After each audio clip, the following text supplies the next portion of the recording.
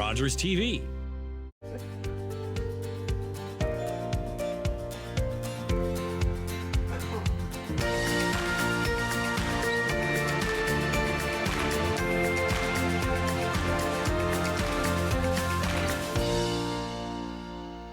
Welcome to Grey County Life. I'm JC Coutts. I'm Sarah Carmichael. We have a busy show today. Joining us will be Barrie and Marcia from the Owen Sound Legion, also Michelle from the Alzheimer Society of Grey Bruce, and Renee will be in with an animal from the Owen Sound Animal Shelter that is looking for a forever home. And we have a lovely update about last week's guest from the Owen Sound Animal Shelter, Turbo, the hairless Chihuahua, I think is the breed. Turbo found a home with one of our own here at Rogers TV. Daryl ended up adopting Turbo, and Turbo's here. He's just in the other room, becoming well acquainted with the office space, and I think that's probably going to be a fairly common thing. So nice little, happily ever after ending for one of our guests. It's always great to get those updates. I always wonder, right, what happened? The animals get adopted, but you're like, who? And how did the transition? How did it go? And it's nice to see firsthand an update on how well Turbo is doing. But I'm curious if Turbo is now going to become the unofficial Rogers TV mascot, and if Turbo will be making appearances at future on-location Rogers TV events where we're filming, perhaps at attack games. Will Turbo be there, Daryl? I'd like to know. Yeah. Inquiring minds want to know about Turbo. But I wouldn't doubt it. I could picture Daryl at an event with Turbo in like one of those baby sling things. Oh yeah. Walking around with his camera. Daryl's just finding out what you and I know very, very well, is that you will spend a lot of money on your animals, and you will spoil them, and you will, maybe when you're not a pet owner, look at people walking dogs with little sweaters and think, well, that's kind of dumb. But then you will have the opportunity and you will do it and you will love it. My dogs have sweaters. So do mine. Yeah. They don't love them, but they look so cute on them. So, but anyway, yeah. So that's a good news story to share with you. Happy Mother's Day to all the moms and the stepmoms and the dog moms and the mother-like figures and the grandmothers and the aunts that celebrated over the weekend. I understand you did Mother's Day on the farm. We did, yeah, with my mother-in-law, Barb. We went and... Barb's so great, by the way. She is, yeah. We had a great big family gathering, got all the kids together, and we had a nice little afternoon on Sunday, which was great. And did get to see my mother in person this year back in the Ottawa area, and my grandma, too, because she's still around. But I sent them both flowers, which they were very happy to get, and I'll see them this summer when I'm home next. So yeah, it's just some amazing people, the moms. Oh gosh, they do not get enough credit. I've said it before, I will say it again. My mother, Mary Jean, is a saint.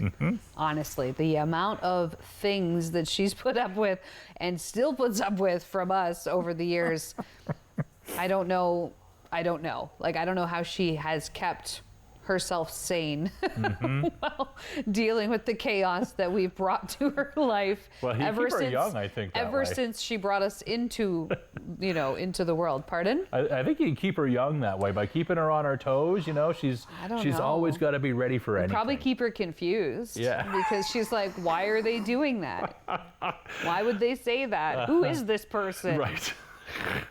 But anyway, actually, my mom and my sisters just got back from Florida. Oh, wow. They spent, I think, a week in Florida, rented a condo in Orlando, and they drove down. So they left on the Friday, and I think they got there late Sunday night, which was last week. And then they spent the week in Orlando at a condo sort of resort. I guess they'd been able to book that, and it had like the pool and all that stuff, and it was pretty fun. And then they did the Florida stuff. So they went to Disney World and they went to SeaWorld, which is one of my favorite places because it has manatees, which are my favorite animal. Really? Oh my gosh, I love manatees. And SeaWorld has a whole like exhibit called Manatees Last Generation, and they are a rescue because manatees live in lakes and rivers. They don't live in the ocean. And so unfortunately what happens is people that are using these lakes and rivers, they will sometimes come in contact with the manatees. There's a boat propeller involved, and it can be pretty catastrophic. So SeaWorld will go in and they will take out the injured manatees, take them back, nurse them back to health, reintroduce them to the wild if possible. Some can't go back, and they are the ones that stay at SeaWorld for people to see. And so my little sister was sending me pictures of the manatees, and she was like, oh, look at that. And I was like, that's so great. Thanks for sending that to me, which obviously just made me more jealous of the fact that they were there and I wasn't. I'm like, you're seeing like my favorite thing on earth. Thanks for the photo. He was like, rub it in just a little more. But to be fair, to their defense, I was invited to go.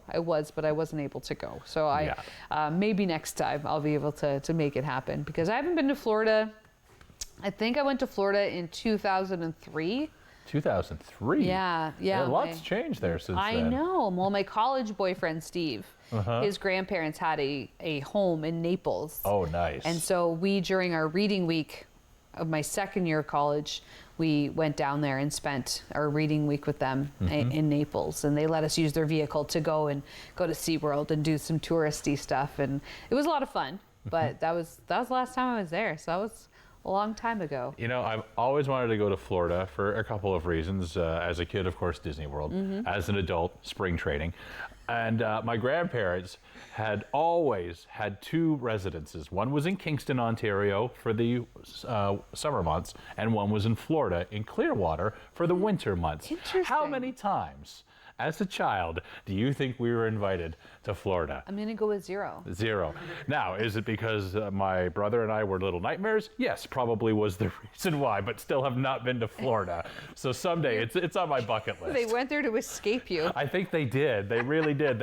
That's how far they had to go. They literally looked at a map and went, what's the furthest we can get away from these kids? And that's where they went. So. That's so funny. Oh, well, I hope you get to Florida someday. Someday. It's on the list anyway. Maybe we can go together and feed the manatees. There you go. That sounds like a good plan. Anyway, busy show today. We've got a couple of guests coming from the Royal Canadian Legion who are going to be here in just a few moments. We'll learn about the Legion and all the exciting events they have. There's a lot going on at the Branch 6 of the Royal Canadian Legion locally. Michelle's going to be here. We'll talk about Walk for Alzheimer's happening in 4 communities this month, including Owen Sound. And Renee is going to be here with another adoptable animal. That's coming up, all on this episode of Grey County Life. Stay with us.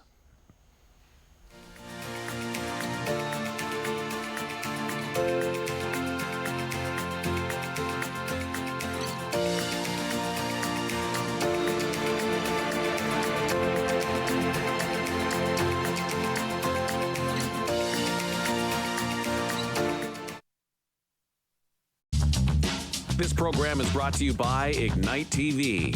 Now you're in command. Visit Rogers.com for more details.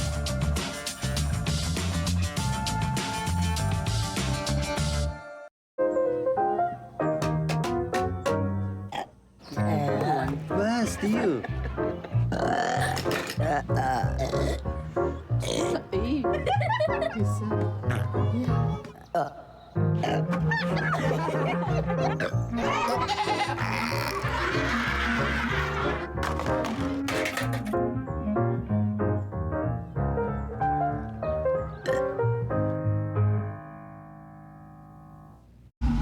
Hi, can I take your order?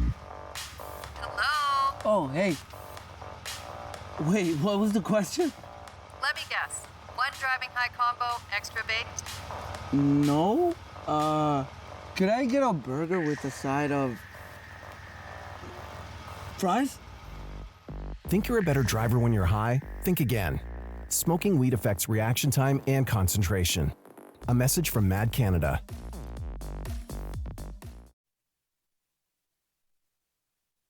I'm Carol Merton.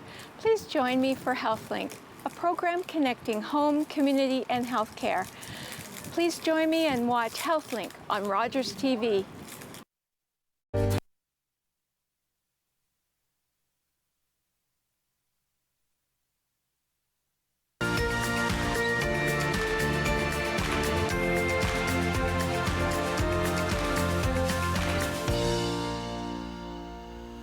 Welcome back to Grey County Life. Joined now by two guests from the Royal Canadian Legion Branch 6 here in Owen Sound. We have Barrie Jack, who's the Veteran Service Officer, and also Marcia Dixon, who is the First Vice President. Welcome both of you to Grey County Life. Thank you.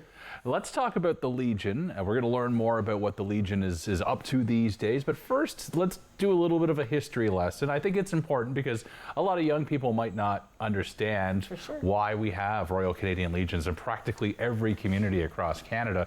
Well, how did they start? Why did we have them? Want me to answer this? Sure. So it was basically started to have some place for the veterans to go for services that we might be able to have for their spouses, their children, and the guys needed support when they were coming home. And basically that's why it was started. So other than that, I'm not sure how much farther you want me to go into it. That's where it all started, yes. Yes, and the big thing is with support for the veteran and their spouse, because of course if they were killed overseas, there was nothing left here for them. So there was a chance of having some support from the Legion for the mothers with kids and stuff like that. Yeah. And as time has gone on, Legions they've had to evolve as well, because we may not necessarily be in as many wars as we once were in the big one about 60, 70 years ago, but they still are an amazing part of the community, and it's still a great place to gather and to have that sense of community. Just curious, what is the day-to-day like for the Owen Sound branch? How many members are there? What do you guys do on a daily basis? Membership, we're up about 790 right now, from a year ago where we had 751. We're getting some new veterans coming in from Afghan War and Bosnia-Herzegovina. It's a hard time getting that group in at present, but we are getting lots. We have about 160 veterans. About 180 affiliate voting members and about 500 associate members. And all associate member is that you're a family member of a veteran, of a grandfather, uncle, somebody who has served. Okay. But anybody can join the Legion. Yeah. That's true. I've heard that. Anybody can join. You can it's as simple, I think, as going to legion.ca and signing up. Yes. Yes. That's right, yeah. Yeah. And it is an amazing place to be a part of as well, because as I mentioned, the community involvement, it carries on throughout the year. It's not just Remembrance Day and we don't do anything else. There's something happening. I've looked at the events calendar. It seems like there's something going on almost every day at the Owen Sound Legion. Pretty much these days, yes. I And mean, that came from the last about 6 months. 6 months, yeah. We've been. Yeah, it's amazing that people want to come out to the branch to support us, which is really good. We have like dances, and we've now got the Grey Bruce Country Music Hall of Fame there now. That's right. In our North Atlantic room, and if you get a chance, come down and see it because it's really spectacular. And the Grey Bruce Music Hall of Fame, it had been, was it the Wyerton Legion before? It was with the Hepworth Legion. The Hepworth Legion. Yes. Yes. And unfortunately, that Legion, it burned down. Burned down. But the Hall of Fame is able to live on in a new location. Yeah. That's fantastic. Yep. And I understand, just talking about some of the events that you do on a regular basis, Bingo's coming back, which is a big one. Everybody's glad that Bingo's back. Yeah. Every Tuesday, doors open at 4. Games start at 6:30 and goes till whenever they're over, usually about 10:30. What is the cost for that for people that aren't Whatever you familiar? want to spend with your ticket or your bingo cards. Okay. So it's I didn't know if there was like a minimum amount that you had to. No, I don't believe that there is. Okay. No. Yeah, because every time I drive past the Legion on a Tuesday, you would be, hard pressed to find a parking spot. And you still are. I think our first night we had 102 people. Wow. So that was really good. Yeah, that's really nice because, I mean, even growing up here in Owen Sound, I know a lot of people used to go to the bingo hall downtown, right? And now that's obviously now been turned into the Georgian Bay Center for the Arts. Exactly. And so there's clearly a bingo enthusiastic crowd, and it's nice that they now have a place to play at the Legion. And of course you have, I know that there's like a pool league that goes on there. There is. And darts. And darts. And there's also, isn't there music? We have euchre. Euchre, okay. We have Cribbage. Cribbage. We have a great seniors program. We have veterans knits. So they make mitts, hats for the veterans. We have a veterans coffee once a month. Any veteran or first responder who would like to drop in for coffee and donuts, which Tim Hortons was nice to sponsor us by, and very generous. Just to drop in and have a coffee for 2 hours. For sure. Yeah, and it's just, encouraging camaraderie and community connection and supporting each other, because it's a place to go and talk about shared experiences as well. And I know that you're having bluegrass too, because the bluegrassers come every Thursday night. Yeah, because we had Gord Chapman on a couple of weeks ago to talk about the Queensbush Bluegrass organization, about their concert, and they mentioned that they really enjoyed playing at the Legion, and everybody's invited basically to join everybody. them. Yeah, they have the ladies' lounge, and they go in there every Thursday night, and there's got to be 20 or 30 of them anyways, so it's really nice to see that. So that's great that they can use the Legion and bring their people together. Yeah, and of course blood donor clinics. That's a big one. Once a month, every Wednesday. That's why, most recently, that was why I was at the Legion. Was is that right? I think it's the first Wednesday of each month. They do a blood donor clinic for Canadian Blood Services. And then also I was at a fundraiser for the Kiwanis, their turkey roll event at the Legion. And I managed to make off with a lot of prizes. I won hams. I was very thrilled about that. So anytime I've been to the Legion, it's been a really fun time, and it's an important part of the community. And there's a lot of people behind the scenes too at the Legion. There's the executive, but there's like the girls in the office that are staff, our bartenders. Like there's a lot of support that we get from the members of the branch too. So they need to be recognized as well. Yeah, absolutely. It takes a village for sure. That's for sure. All right, so I'm very quickly filling out my social calendar here. I've got bingo on Tuesdays now. I've got bluegrass on Thursdays. Yeah. What else do I have at the Legion? There's a meat roll every Saturday. The meat roll. I was going to ask about when, because it seems like every Legion in every community does a meat roll or a meat draw or some variation of meat. So we have a meat roll every Saturday. It starts at 3, goes till sometimes 6, and there's 9 draws, plus a 50-50. And everybody is welcome. As long as, if you're not a member, you can be signed in by a member. So we have started, though, checking memberships at the door just to make sure that everybody's, coming in and they're with somebody that's a branch member. But other than that, everybody's welcome. That's amazing. Yeah. Are there any other daily appointments we should keep in mind on the calendar for things that are happening at Legion? Are there any big events coming up maybe this summer that we Mother's Day, we're having a Mother's Day breakfast at the branch. $10. It starts at 9 and goes till noon. Okay. So perfect. Yeah. All right. I should probably ask you too, we've talked a little bit about the membership and how to become a member of the Legion if people want to go and join. You mentioned that you are going to be on the Poppy Committee? I am the Poppy Chair this year. You're the Poppy Chair this year. My tender ends up the end of May, and then I'm moving on. But yeah, the Poppy's a big thing. The Poppy's where I get my funds to look after veterans from. So all the money that you have when you donate money for a Poppy goes into a fund and can only be spent on veterans and spouses. And so it's very specific what we can spend any money on. And basically, that's where I get my money to give my support to veterans. Somebody who needs money for rent. We can buy medications. We can buy some stuff for help them around the home as far as walkers. And basically to support the veteran. And then with that also we get into Leave the Streets Behind, which is for homeless veterans, and we have a couple of them around here. So that's where I get involved, and that's where I really work with Marcia on it. I never thought that there's all of that can happen just by buying a Poppy. Oh, yes. That's how much that means. That's how much that means. That's incredible. For sure. And so with the local poppy campaign, obviously it has kind of evolved over the years. Technology now comes in. Now you can do the tap and pay for the poppy, which is great. Volunteers, obviously, if you're going to be starting this end of this month, you're going to be thinking about volunteers probably for this year's campaign pretty soon. Oh, for sure.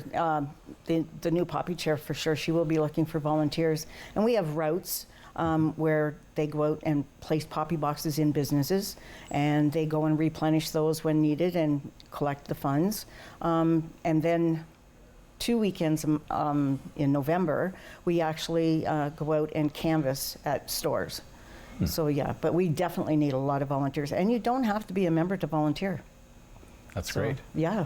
And when about did the poppies start to show up in the stores? Is it usually like late We October? can't put them out before 2 weeks before Remembrance 2 weeks Day. before. and we have to wait for the Governor General to receive his poppy first. I was going to ask, because there's poppy etiquette that I don't think that we all know about. Yeah. And can you tell me a little bit more about the poppy etiquette and when you're supposed to wear it, when you're supposed to not wear it, and how Is there it a all certain works? side? You only Yeah, wear certain it side, on your left side, Okay. because that's theoretically your heart side.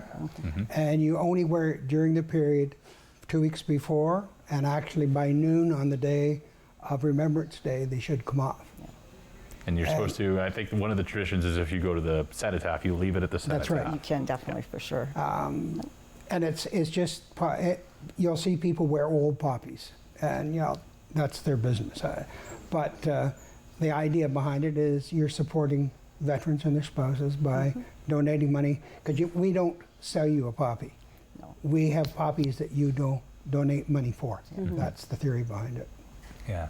Every year these veterans need access to those funds. That's so right. if you're reusing a poppy and think, well, I'm doing my job by showing my support, well, it's true, I guess, in one way, but the financial support yearly is what's needed. Most important. Yeah. And over the last four months, I think we've helped about 8 veterans or spouses that needed financial aid, something along the line, or we helped them out. And we're kind of unique too in this area in Owen Sound in that we have a pretty major Canadian Forces base just down the road in Meaford. So I imagine there's a lot of support there, and you probably have a lot of people that maybe will join the military, come here from somewhere else, be assigned to Meaford, and then fall in love with the area and probably have stayed and had entire lives here. We just had a new veteran come to the branch that was in Trenton and then came here, settled down, and then he got transferred again, and his wife and son are still here, and he comes back every weekend. So, yeah, so And he's going to make signed- this his home. Signed a new veteran up today. Oh, did you? Oh, Yes. good. Perfect. Incredible. So it's very active. Yeah. Very active. If you're a veteran or a spouse of a veteran, you can get your first year membership free as long as you make the application. It goes through to Ottawa, and you belong to the one big legion up in Ottawa, but you're affiliated with us. And then after that, you would end up paying at our legion. Is there anything else that maybe we haven't talked about the Legion that we should know about? Any other programs or services? Just that we you did a offer? great, we did a donation night. So we donated like $45,000 to the local businesses. The schools in Owen Sound received money for their breakfast club. O'Share, the Salvation Army, Food Bank. There was, I think there was 25 of them all together. But that was a big night. We invited them all over to receive the checks, and it was really a really good night. Yeah, I saw photos of that, of the different recipients receiving their funds. Now, was that money that was raised through the membership fees or through other fundraisers? That was through our lotteries. Okay. So bingo, 50-50 draws. So Wow. that's a substantial amount of money. it is. Incredible. Yeah. I should probably ask too. I mean, some legions, we hear the stories of, across Canada that some legions are in trouble. Either they they have dwindling membership, or maybe they have issues with the building. One example, Grand Prairie, the roof was falling apart. So we did a fundraiser out there for them. Is there anything that the Owen Sound Legion needs? Is there any immediate issues that need to be addressed? Our Legion now was built, I think, in about 1966, 67. And at that time, it met the standards for accessibility. And right now we had to replace the doors, 3 doors, I think they were 30 grand. Yeah. And now we have to change the sidewalk, and we have to get some more accessible washrooms. And washrooms are very expensive. They're about $50,000 to $70,000 each. And that's a big thing that we're starting to get into now. So we do have a general meeting this Thursday to vote on putting in the accessibility washroom in our auditorium. Yeah, we're just doing piecemeal because we can't afford the $200 and some thousand it's going to cost to do it the other way. So we're doing piecemeal. Hey, anybody maybe that's watching, a gift in kind idea? If you're a contractor, the Legion needs your help. If you want to host a fundraiser and support the Legion. We've been lucky. We've had a couple people who have passed veterans, and they've left us some nice money, and it goes towards this. Yeah, well, it's such an integral part of the community, a Legion, any community, especially this one, though. So to have it is amazing. What you do for the veterans is amazing, and we have veterans all the time. There's not some people just get caught up on World War II was a long time ago, but there's other conflicts. And people don't realize a veteran isn't somebody who just went to World War II, World War I, or Korea. No. A veteran is anybody who signed on the dotted line, basically. And he's considered a veteran, and he may have had problems when he was in basic training. And that's where I come in, as the veteran service officer, that with disabilities for hearing, stuff like that, we go and we try and get compensation for it. And we've been fairly lucky with a lot of veterans. How many requests would you say that you get, for people requiring assistance, whether it be the veteran themselves or their spouse? I just did 15 since January. Okay. Wow. So it is a much needed service. Yes. Okay. Most of them don't realize they're entitled. They were either told you didn't go overseas, so you're not entitled to it, but they still went through all the training. They still were exposed to the noise. When I went through, we used cigarette butts as hearing defenders. Like you put them in your ears? Yes. Wow. Oh my goodness. So you know how well that protected your ears? Not at all. I wear 2 hearing aids now. And so you go and you talk to people who are with the engineers who do explosions, and artillery guys and infantry who are all exposed. And Joe Blow out there, who is a veteran, still has to qualify on all the weapons. And hearing disability is a big one. We've got a couple I'm working on right now with Agent Orange. I've got one person that was exposed in Gagetown, and we're starting to work on that. The biggest problem is getting them to come in so we can sit down and talk to them and just let them tell me what they did. Yeah. I was a medic for 43 years, so I have an understanding of what each trade, what they were exposed to, so that really helps. Yeah. And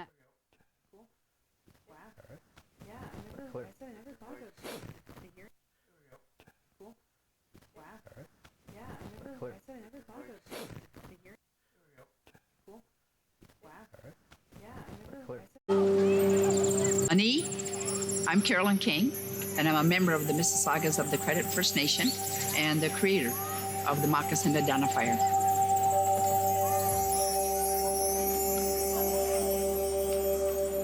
Philip Cote, an artist in Toronto here, took and redrew real moccasins. We're starting over with the children. The idea is that they would research whose land their school is built on, near, or what treaty area they're in. And the educational kit that we have has all that information in there. And the children just, love it. My dream is that this province will be covered with moccasin identifiers within the next decade, and they will forever know whose land they're on. That's the goal. Educate and awareness with a nice, simple little program called the Moccasin Identifier. With Rogers TV, you can cheer on the home team from the comfort of your living room. We'll head to the rink, the field, the court, or the pitch, so you don't have to. Tune in and cheer on your local amateur athletes on Rogers TV.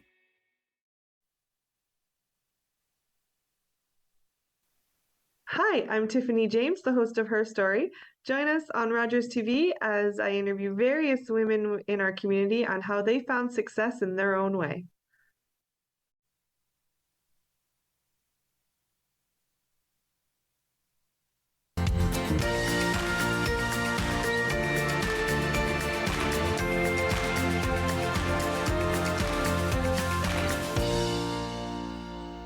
Welcome back to Grey County Life. Joining us in studio, we have Michelle Fleming from the Alzheimer Society of Great Bruce. Hello, Michelle.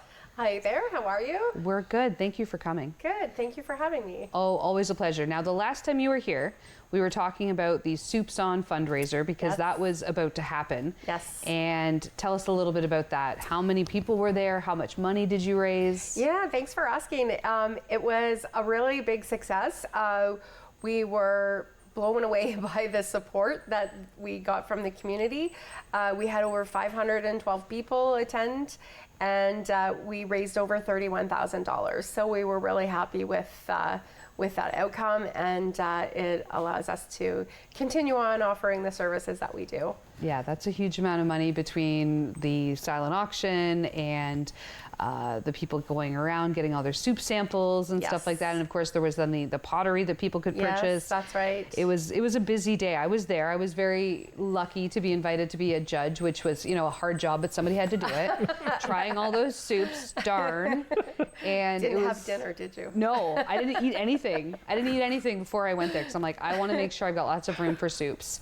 And I did my best to be a professional soup judge. It was my first time in that role, but I loved it. But it was just cool to see everybody walking around and, you know, people running into people that they haven't seen in a while. So it was a nice, like, social opportunity too for people. But I'm sure that the society as well as the chefs are already looking forward to next year. Yes. Now, right now, you of course have all systems go for your annual walk, which is coming up very soon. So tell us about the Walk for Alzheimer's. Yeah, so our walk is going to be happening in 4 different communities across Grey Bruce. We are here in Owen Sound. I guess first off, it is Saturday, May 25th. Registration will kick off at all of the walks at 9 o'clock.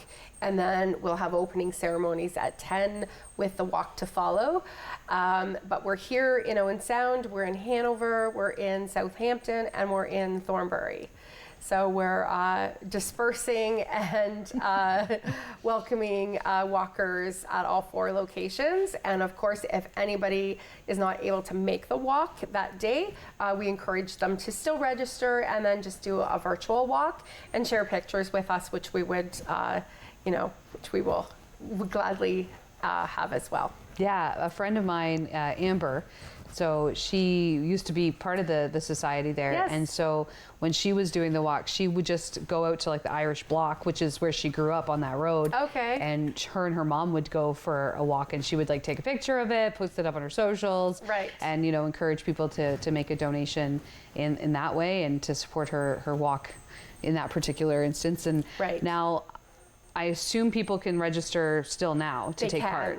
Yes, so we have our walk website where you can go and get all of the great information about each location, where, when, how, is at the walkforalzheimers.ca. And that is the best point of registration. If people are not comfortable going online and doing that, we have pledge forms that we can send out, or they can just collect pledges and bring them to the walk and do a registration in person that morning.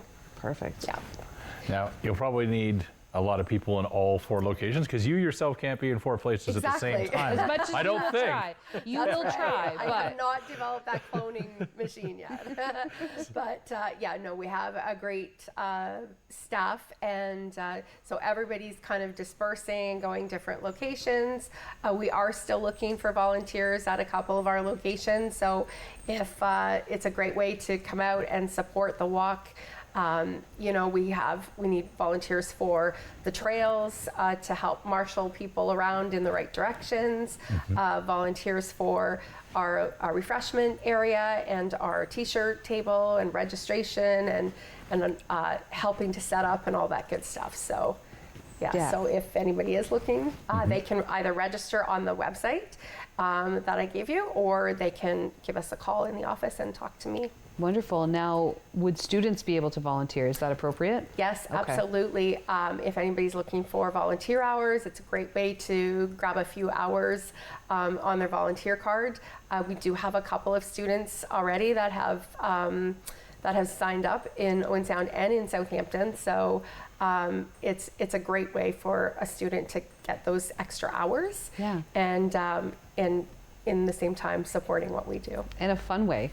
Yes. You get to hang out outside for a couple of hours. Yeah. And talk to nice people that are all there raising money for a great cause. Exactly. Perfect. Yeah, exactly. So, So we have prizes at each location. We'll have coffee and refreshments. So it's a great morning to come out and chat with people that you haven't seen. And as you said, it's a great social, just to get out and take a few steps and go for a walk. It's not an onerous walk, so it's just under 1 kilometer at each location. So it's nice so that if families are bringing their loved ones that are living with dementia, they can participate as well with their families. And you mentioned it's not long. Is it primarily, because I believe the Owen Sound Walk is at the Grace Hobble Conservation Area. That's right. Is it all going to be trails for the most part, or is some of it going to be like road walking? It's all good. It's all trails. Yeah.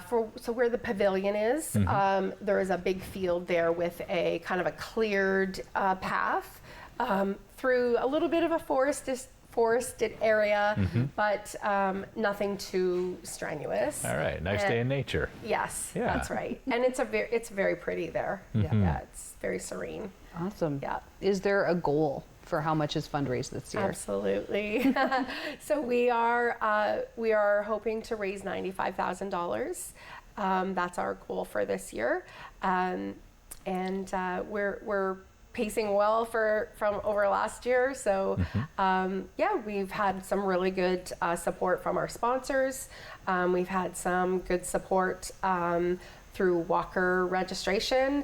And then of course, those walkers are all out collecting pledges and whatnot too. So hopefully that's our goal.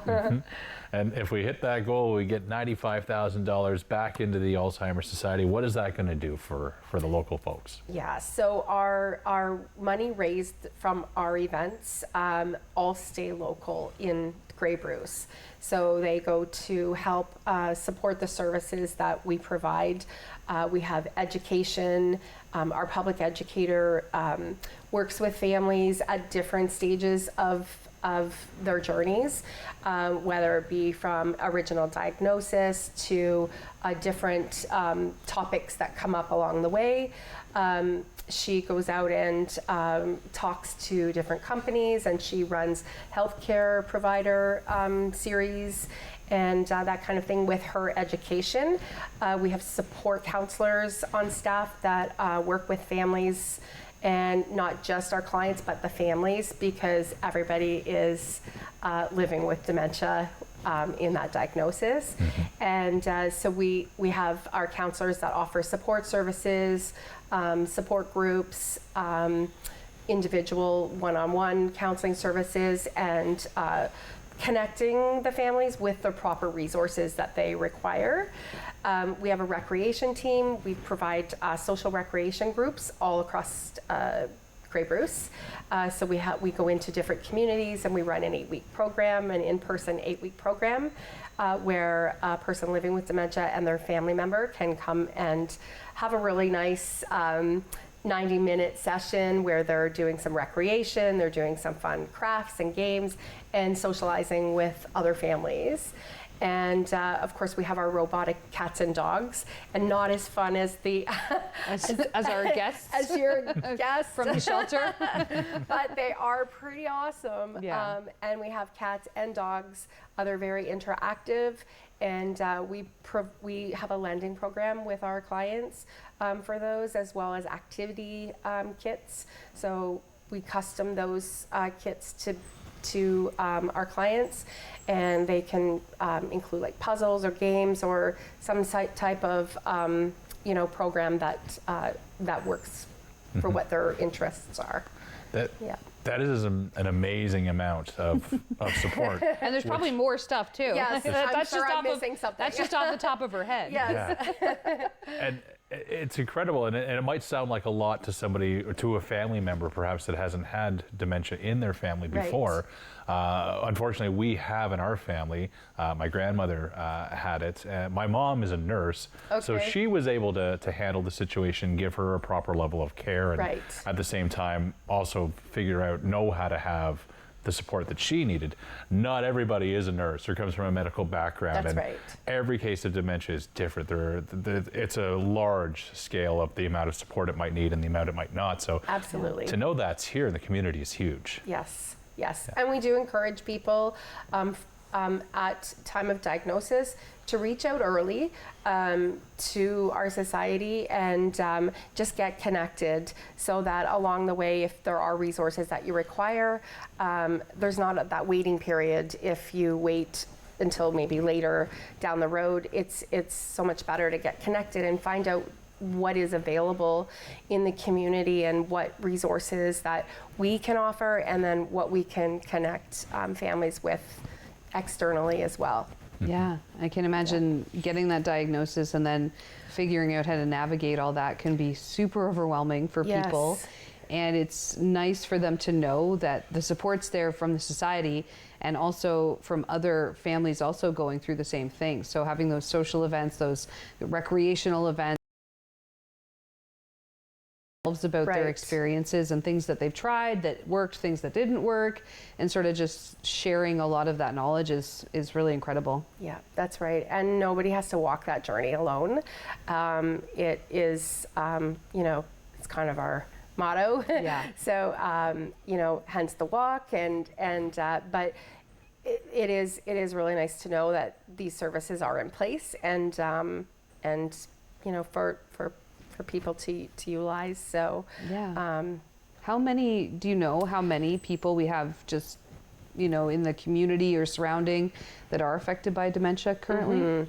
Currently there's over 4,400 people that have been diagnosed with dementia or Alzheimer's or other dementia diseases in Grey Bruce, and it's really rapidly growing. It is estimated that the cases will rise by 2030 by over 50%, and by 2050 over 12,000 cases estimated to be. I mean, we live in a communities with an aging population, and it will be a strain on the healthcare. So it's it is a crisis. It's something to be educated about. Yes, for sure. Absolutely. It's one of those things that right now with the information we can prepare for it properly. Yes, that's right. It starts with having a society that's well funded and has the support and the resources and the people to deliver that when we're going to need it. Right. So, okay, well, it all starts with the Walk for Alzheimer's. Yes. That's one great way to do it. Is there any other big events? We talked about Soups On a little bit, but anything else coming up this summer that people should keep in mind or put down on their calendar? Yes, so Soups On and our Walk are our two biggest fundraisers. We have some little events here and there, but those are mostly the ones for the general public to participate with. However, we have some great supporters in the community that have run a golf tournament on their own, or held a raffle or a bake sale or a coffee break at their business, or that kind of thing. Those are all really great things for people to get involved in if they're not able to attend, or for one reason want to do even more and to help support. They can run those events, and we were here to support those events. But we have a golf tournament in Southampton that's taking place this July, where they're donating their proceeds from the money raised to the society. We just had a gentleman that held a raffle, and he raised over $4,600 and donated it to the society. So it's really amazing to have these community partners and people that are very passionate and want to help in that way. Yeah. So it's great to know that even if you're not sitting on a big amount of money where you can go out and make a difference, but if you've got some gumption and you've got some go-to and you can go out and organize something, just reach out to you guys, and you're more than happy to provide some information, maybe some help, some guidance, so that they can go and do these fundraisers. Yeah.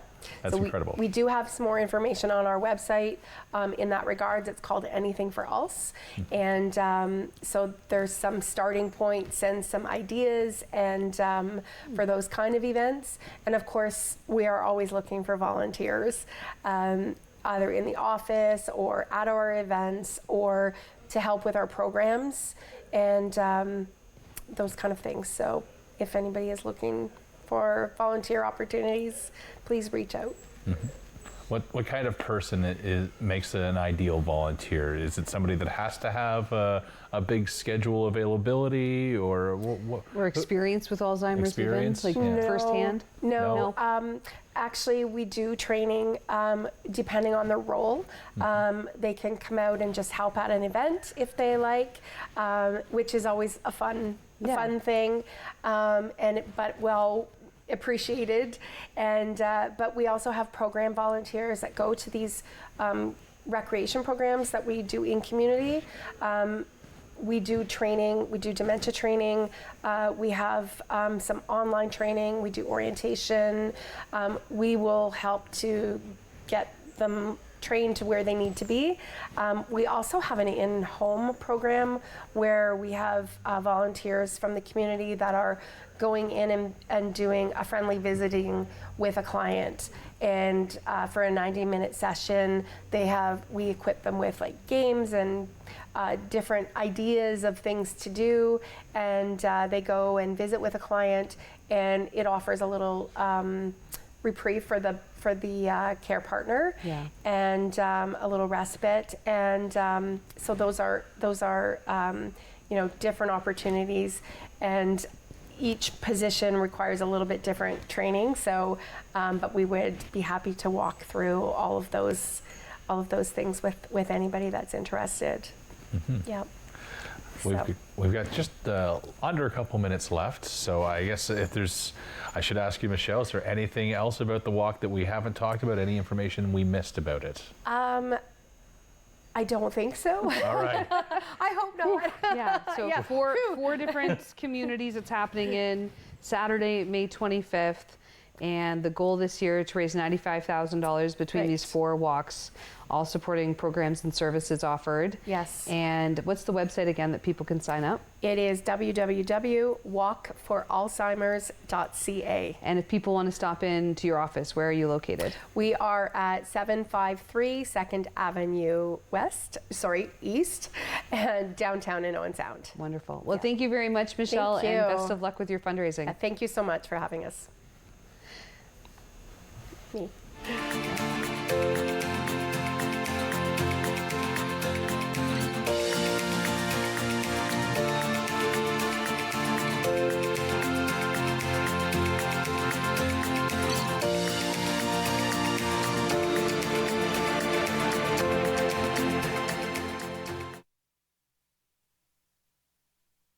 Public transit, garbage pickup, parks and recreation programs, snow removal on your street. How can you stay informed about these and other important local services? Tune to City Council coverage on Rogers TV. See your community leaders at work on Rogers TV City Council coverage. These days at your local Legion, we're marching to the beat of a different drum. On a mission to support veterans, to have fun, and to welcome everyone to our ranks. You don't have to be a veteran to join the Legion. And as a member, you'll join thousands of others serving our veterans, our communities, and our country. Oh yeah, and our Member Perks program will save you thousands on shopping, dining, products, and services across the country. Join us at legion.ca. Since I retired, I've been struggling with loneliness. Some days it feels like the walls are closing in. But with your prayers, I don't feel alone anymore. You were there for me in the middle of the night when no one else was around.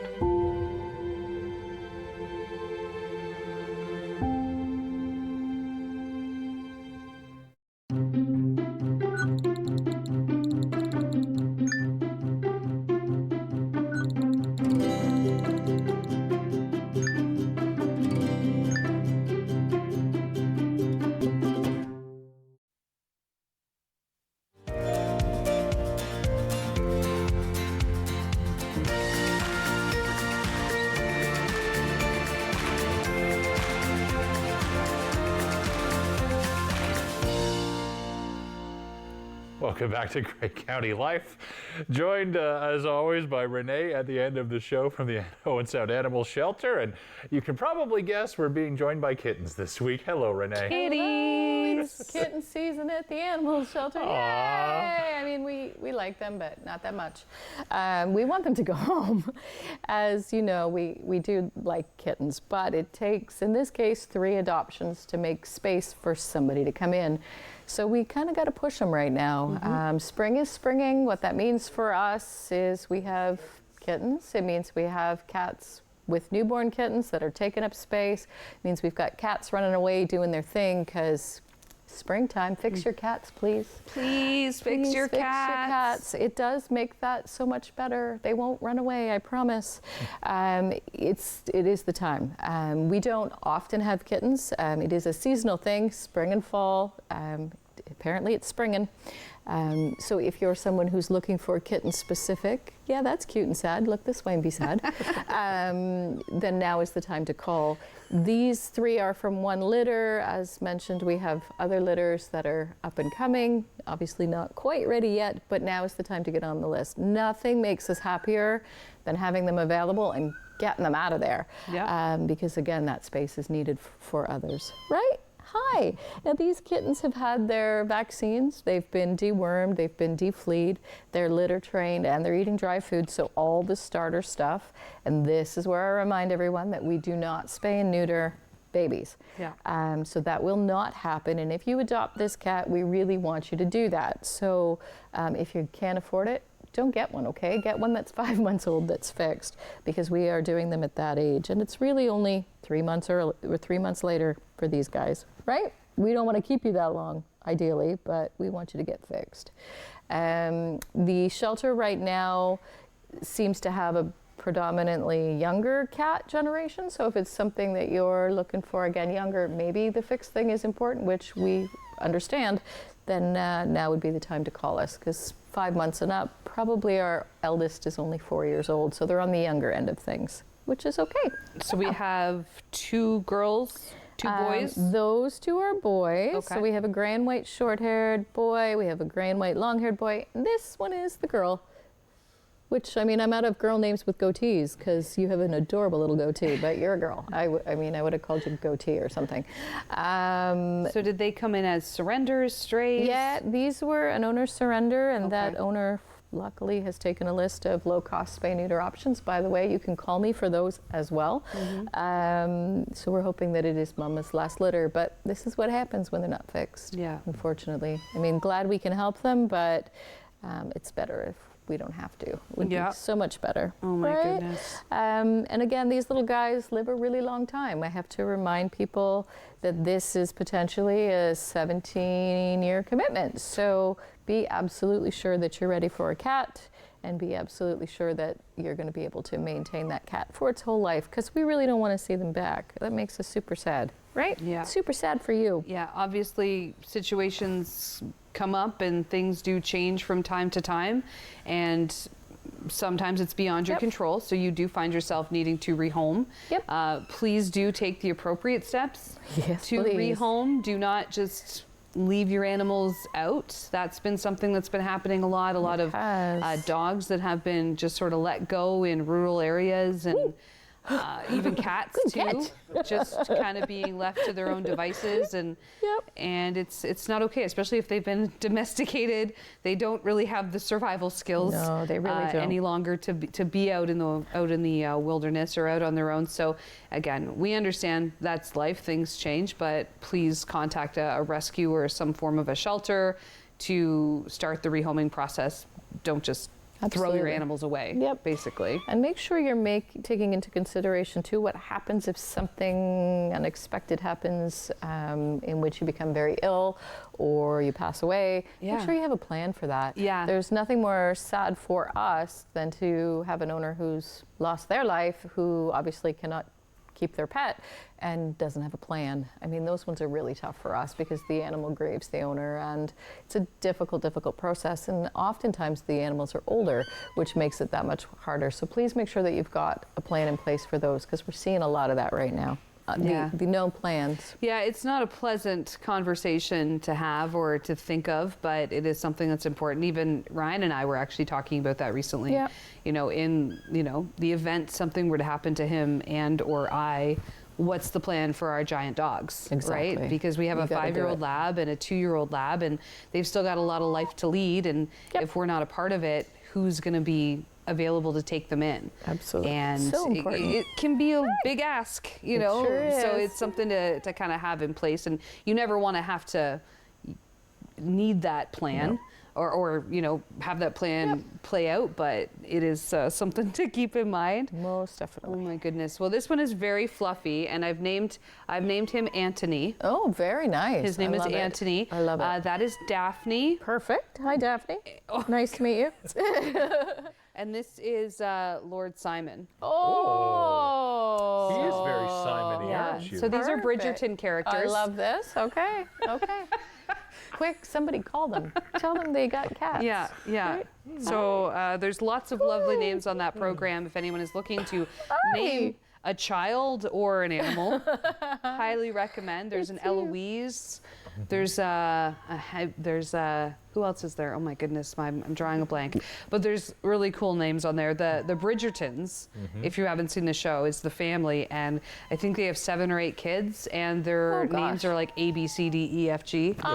So there's Anthony, and then there's I think Bennett, and then there's Daphne and Eloise, and yeah. Very cool. Hyacinth is the one daughter too. Anyway. And is Lord Simon a rambunctious character like this guy? Yes. Because we're losing Lord Simon. Yes, Lord Simon has left. Yes, he is. Lord Simon He's has gone. left the building. He's gone. Or he's going to That's climb the right. wall. Yeah, You have to just one catch or him. the other. Now, if anyone's interested in these sweet babies, all you got to do is call Renee, 519-372-1123. Of course, the number for the shelter. Good idea as well to follow their Facebook page, as they do put up animals that are waiting to be homed fairly regularly, pretty much daily. And of course, you could just even reach out to them ahead of time if you know that there's a particular animal that you're interested in. If you're looking for a small breed dog or a certain color of cat, even. You can let them know, and Sure they can put you on the list. And if that happens to become available, they will call you, and it makes their life so much easier because they pretty much already have a home for the animal that comes in. And as always, if you're looking to make a donation, the Spay Neuter Fund is something that's great to support, and obviously very needed, as they continue to bring more and more kitties in. So 519-372-1123 is again the number for the shelter. And hopefully these little babies find a home quickly. Thank you so much, Renee, and thanks for joining us on Great County Life.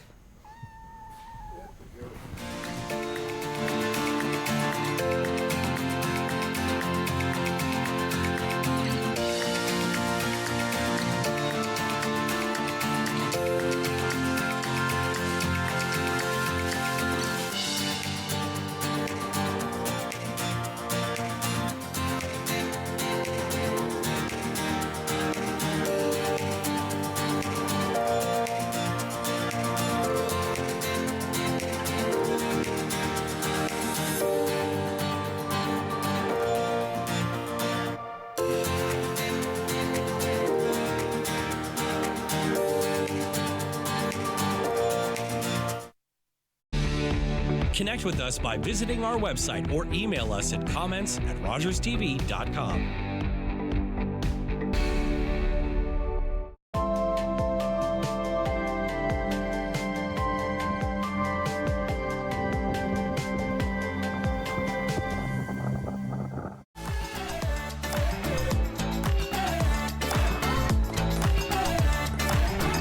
With clubs, leagues, and courts in every province and territory across Canada, squash is the sport for wall-to-wall fun, fitness, and friendship. From coast to coast to coast. Learn to play, and you'll want to do it every day. Squash. Play inside the box.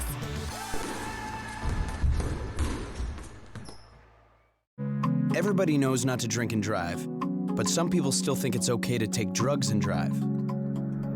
Police have the authority, the ability, and the tools to determine if drivers are impaired by legal or illegal drugs. And because drug-impaired drivers can pose just as great a risk as drunk